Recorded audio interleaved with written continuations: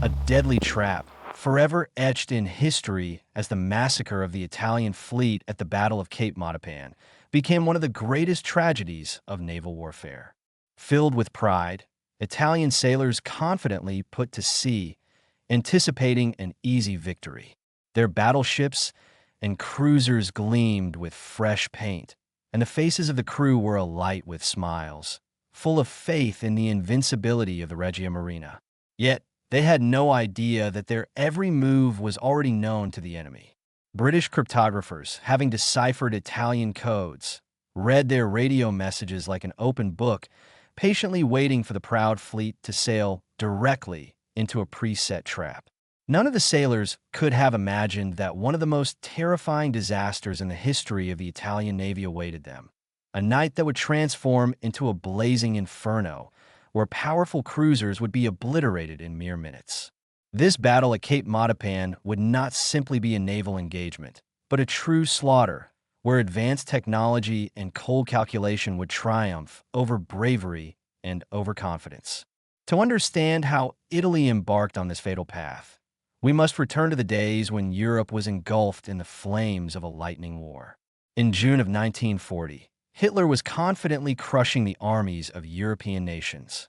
France, Norway, Belgium, Holland, Poland all fell under the blows of the German blitzkrieg. Mussolini, consumed by a thirst for glory and territorial gains, realized that if he didn't enter the game immediately, Italy risked being left out, deprived of its share of the spoils. He dreamed of restoring the former glory of the Roman Empire, transforming the Mediterranean Sea into our sea, Mare Nostrum, as it was in Caesar's time. At this pivotal moment, the Italian dictator decided to challenge Great Britain, and the Navy was to play a key role in this challenge. As early as the 1930s, Italy actively constructed new battleships, heavy and light cruisers and destroyers, posing a serious threat to British influence in the Mediterranean. It seemed Mussolini was ready to crush the old maritime power and prove that the Regia Marina deserved to be called a formidable force. However, Italy had its weaknesses: a severe shortage of fuel, a lack of aircraft carriers, and most importantly, no radar, which by then had become a powerful weapon for the British fleet.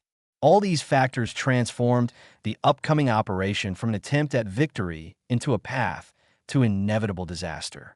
It is against this backdrop that the dramatic story of the Battle of Cape Matapan unfolds, where Italian pride would clash with British cold calculation. And later events would take an even more terrifying turn, as the real slaughter would begin at night, when battleship guns would fire at almost point-blank range. When the flames of the Blitzkrieg raged across Europe, Italy faced a difficult choice.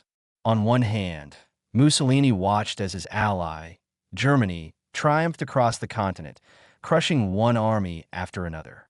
On the other hand, the king, the pope, and parts of the military elite urged caution, realizing that Italy's economy was not ready for a major war. But the dictator's vanity overcame common sense. He dreamed of going down in history as a new Caesar, and Italy was to once again become an empire, regaining the glory of ancient Rome. The fleet became the key instrument for achieving this goal. Mussolini knew well that the Mediterranean Sea had for centuries been an arena of struggle for great powers, and without control over it, dominance was impossible. As early as the beginning of the 1930s, he initiated a large-scale construction of new ships. Shipyards gave birth to Littorio-class battleships, such as the Vittorio Veneto and Roma, heavy cruiser Zara, Fiume, Pola, as well as new light cruisers and dozens of destroyers. Italian engineers were proud of their speed and powerful guns. In official propaganda, the Regia Marina was presented as the nation's pride and an invincible force, capable of challenging even the British. However, behind the outward splendor lay serious problems. The Italian fleet had strong guns and fast hulls, but it lacked what the British were already actively using: radar stations. In night combat, this became a deadly disadvantage. Moreover, Italy suffered from a catastrophic lack of oil. In the event of a prolonged campaign, the ships simply could not stay at sea for long, and most dangerously, Italy had no aircraft carriers. Aviation was based only on shore, and the fleet's communication with it was extremely weak. Nevertheless, in the summer of 1940, Mussolini decided to enter the war. He expected an easy victory. France was about to capitulate. Britain was stretched thin in battles. The Mediterranean seemed a convenient arena for quick wins. Italian propaganda trumpeted impending glory, proclaiming that the new Rome would reclaim its ancient Mare Nostrum. And although many officers understood the fleet's weaknesses, they remained silent, for the order came from the Duce himself. The British, however, carefully monitored Italy's every move. They had plans in case Italy decided to surge into the Mediterranean. They had already worked out attacks on shipyards and ports, and most importantly, their intelligence and cryptographers were not idle. It was this unseen work that would become one of the key factors in the coming disaster. Thus, Italy, striving for great glory, led its own fleet to the brink of the abyss. It proudly declared war, but failed to account for the enemy preparing a trap in advance. When the euphoria of entering the war subsided, Italy faced a harsh reality. The first and most painful blow was the shortage of fuel. Mussolini, captivated by the idea of a grand fleet, simply forgot to ask his admirals if the country had enough resources to keep dozens of battleships, cruisers, and destroyers in constant readiness. On paper, the Regia Marina looked like a formidable force, but without oil, its ships were like a tiger without its fangs. The British, with strong positions in the Mediterranean, quickly began to cut off supplies, isolating Italy from Libyan oil fields. Then came the failures on land. The campaign in Greece, conceived by Mussolini as an easy stroll, turned into a humiliation. Poorly prepared Italian troops bogged down in the mountains, unable to break resistance. In North Africa, things were no better. British forces launched attacks, pushing the Italians out of fortifications, and the fleet had to urgently transfer reinforcements and supplies. The proud Duce was forced to ask Hitler for help, and that is when German troops appeared in Africa, the famous Afrika Korps. But at sea, Mussolini refused to admit defeat. After the tragedy at Taranto, where British aircraft disabled several Italian battleships at anchor during a night raid, the fleet's prestige was undermined. To regain confidence and prove to its allies that the Regia Marina was capable of more, the Italians conceived a major operation. The plan was named Godot. The initial goal of the operation was to intercept British naval forces near the island of Crete, inflict significant damage on them, and then clear the eastern waters of the Mediterranean Sea. Command of this important formation was entrusted to the experienced Admiral Angelo Iachino. Aware of the potential power of the enemy, exercised due caution. Under his command was the flagship, the battleship Vittorio Veneto, the pride of the Italian fleet, as well as the heavy cruiser Zara, Fiume, and Pola, the light cruisers Duca degli Abruzzi and Giuseppe Garibaldi, and an entire flotilla of destroyers. On paper, this composition looked very impressive, and Italian propaganda was already anticipating a future victory, preparing flashy headlines. However, Admiral Iachino was troubled by one thought. The intelligence they possessed primarily came from the Luftwaffe. The Germans insisted that British battleships in the region were seriously damaged and posed no threat. But the experienced admiral sensed that the situation was too favorable, as if the enemy was intentionally exposing itself. Nevertheless, he could not refuse the order.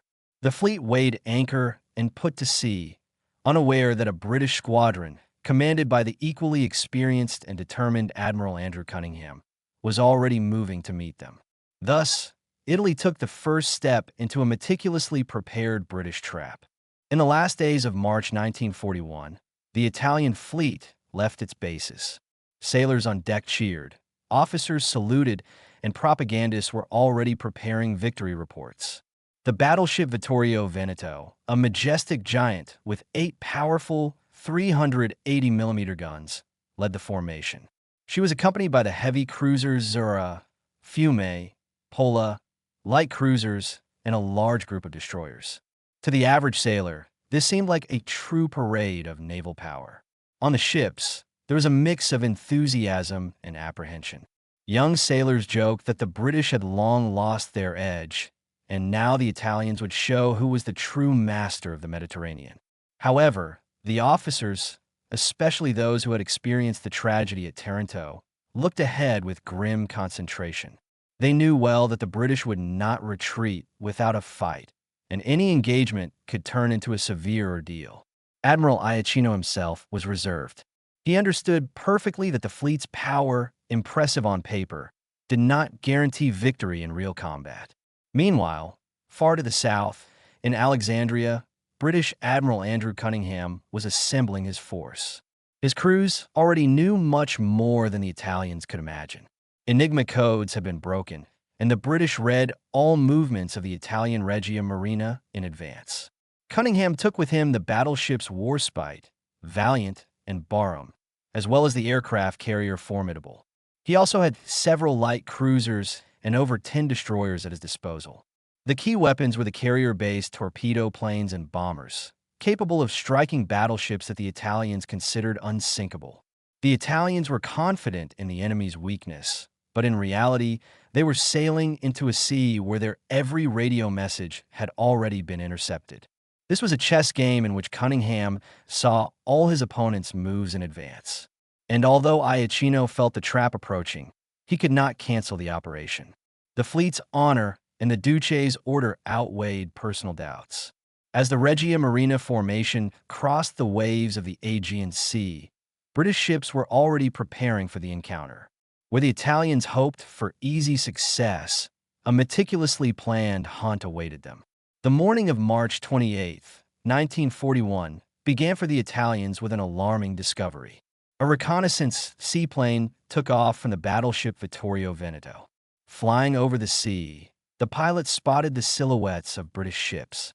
The report reached Admiral Iachino. The enemy was here, and not only was he not weakened, but clearly ready for battle. At this moment, Iachino's premonition of a trap solidified, but retreating was impossible. The honor of the fleet and the trust of allies were at stake. Soon, British ships appeared on the horizon. Excitement gripped the Italian cruisers. Crews went to battle stations. Guns prepared to fire. The first shots rang out around 8 in the morning. Italian heavy guns roared, firing shells at the retreating enemy. It seemed the British would soon be under devastating fire. But in reality, it turned out differently. Despite hundreds of shells fired, the aim was inaccurate. The British maintained their distance, maneuvered, and kept out of reach. British ships, on the other hand, acted with cool professionalism. Cunningham did not seek a direct artillery duel.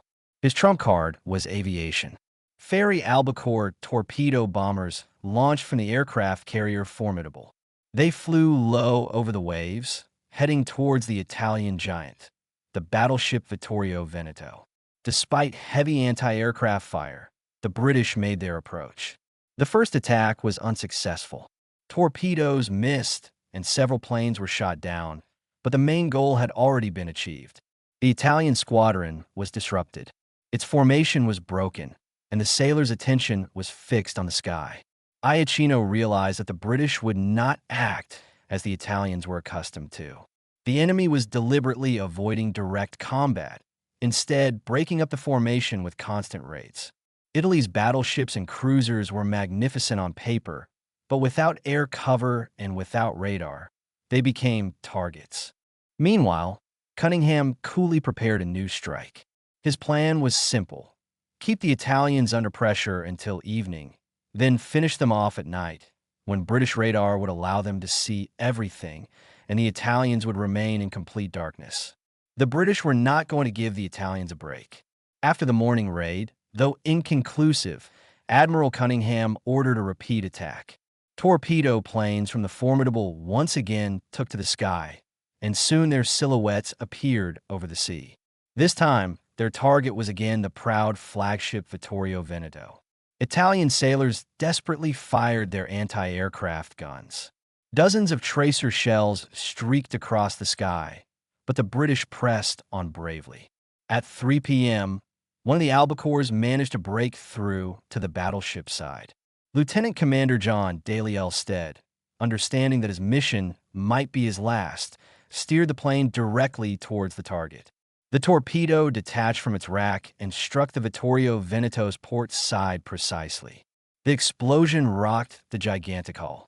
The sea erupted in a massive column of water. The pilot's plane was shot down in the counterattack, but the hit was fatal. The battleship began taking on thousands of tons of water.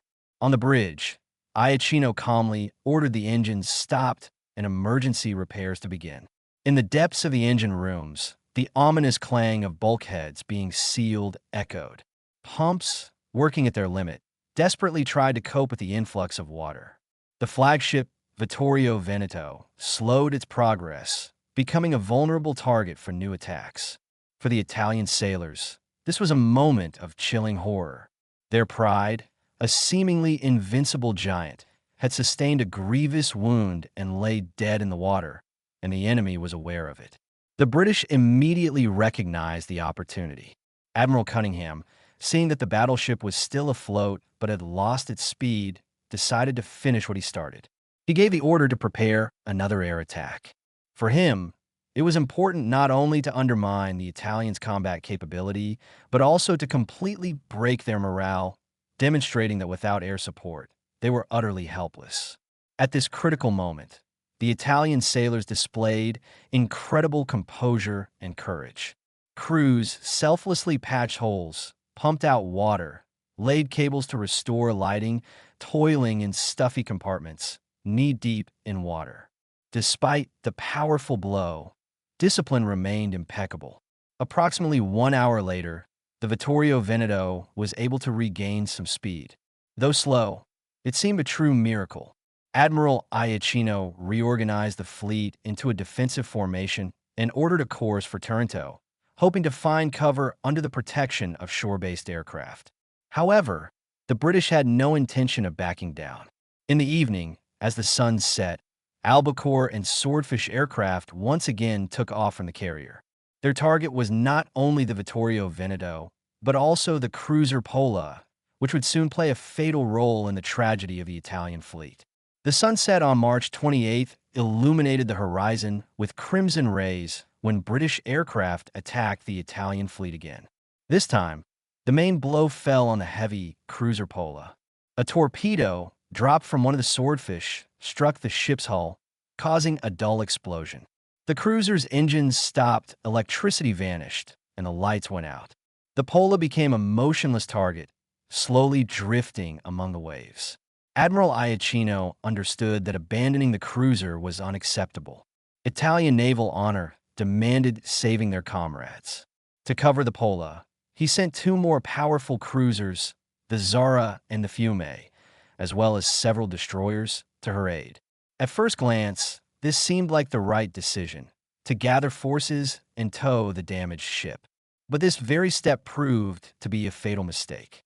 While the Italians rushed to help, Cunningham, with cold calculation, brought his battleships closer.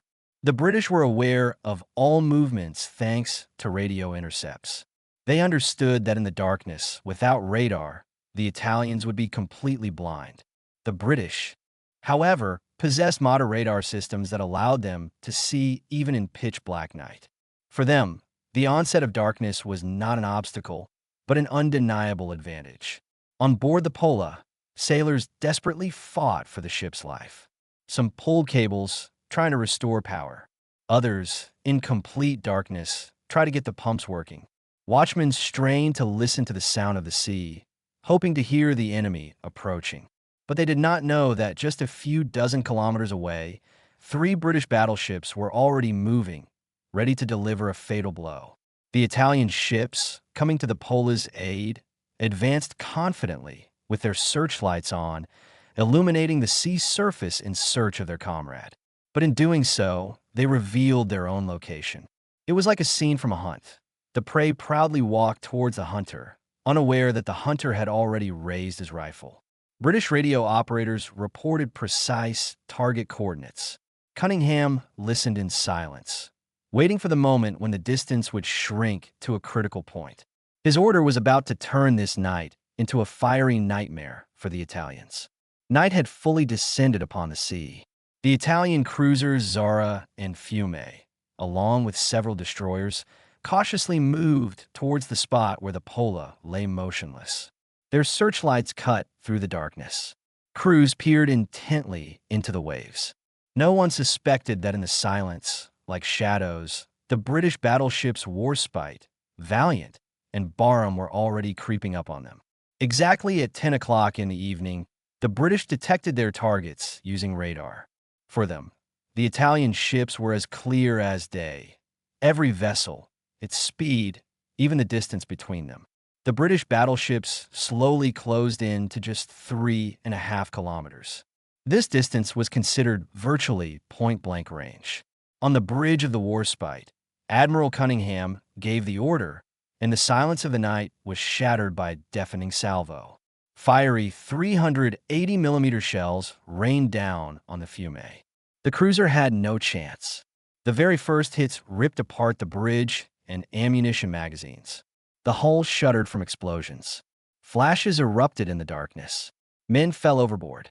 Almost immediately after the Fiume, the Zara came under attack. A hurricane of fire from 3 battleships immediately fell upon her. In a matter of minutes, the proud heavy cruiser turned into a blazing inferno, losing all control. The destroyers escorting the cruisers also came under attack.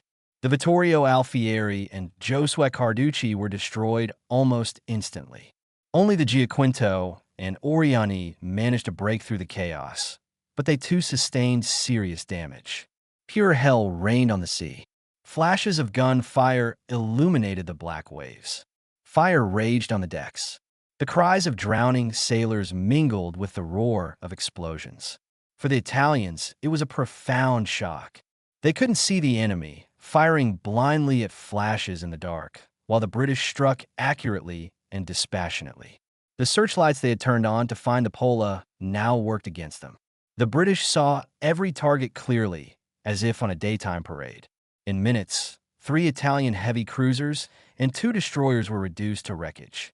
Never before had the Royal Italian Navy experienced such a devastating defeat in a single battle. When the cannonade subsided, the sea around Cape Matapan was strewn with debris and bodies. Burning torches sank into the waves.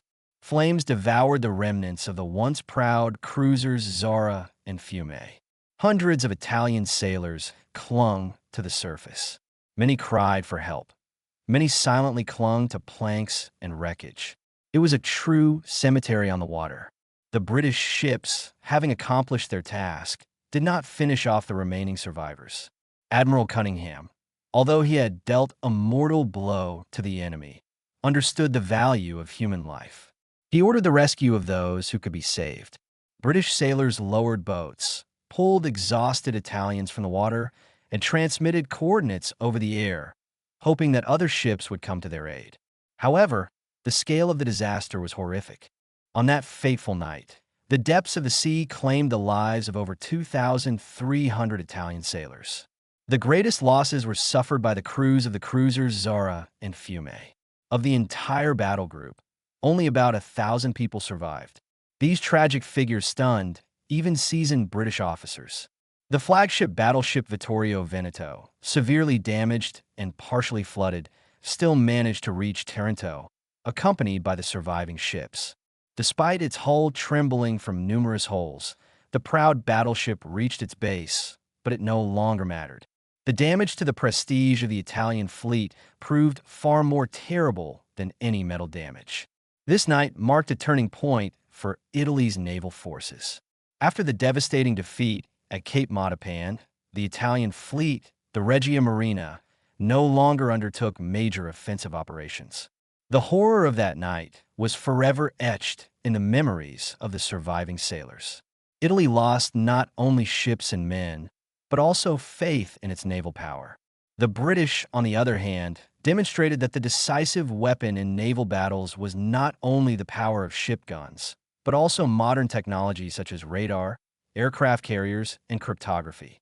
The victory at Cape Matapan was a triumph of intelligence, advanced technology, and cold calculation.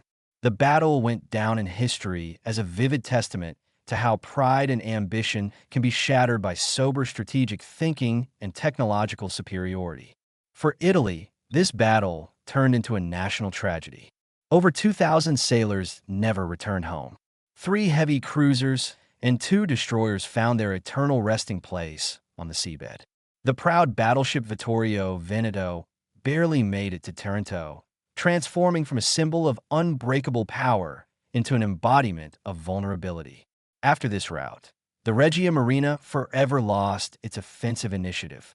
Italy's entire naval strategy changed dramatically.